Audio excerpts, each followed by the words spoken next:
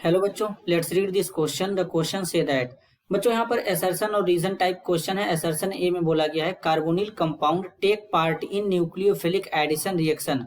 Reason R में बोला गया है these reaction are initiated by nucleophile attack at the electron deficient carbon atom.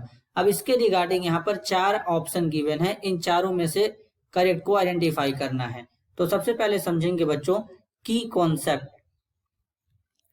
की कॉन्सेप्ट होगा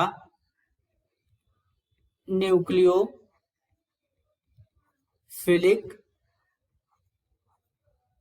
एडिशन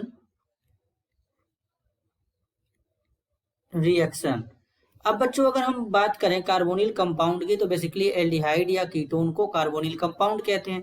अब इनमें इस तरीके से कार्बोनिल ग्रुप होता है। तो सबसे पहले यहाँ पर जब कार्बोनिल ग्रुप होता है तो न्यूक्लियोफाइल आएगा।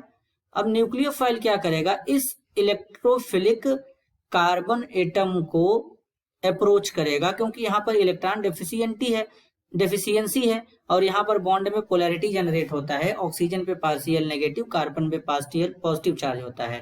तो ये इस पे अटैक करेगा।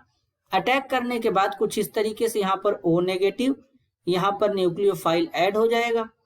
अब अगर इस O को H+ दे देंगे वर्कअप कराने पर तो ये इस H+ को एब्स्ट्रैक्ट कर लेगा। एब्स्ट्रैक्ट करने के बाद इस तरीके से यहाँ पर रिएक्शन प्रोसीड हो जाता है और प्रोडक्ट का फॉर्मेशन हो जाता है। इसी को न्यूक्लियोफिलिक एडिशन रिएक्शन कहते हैं, क्योंकि इस इलेक्ट्रोफिलिक सेंटर पर न्यूक्लियोफाइल अटैक कर रहा है।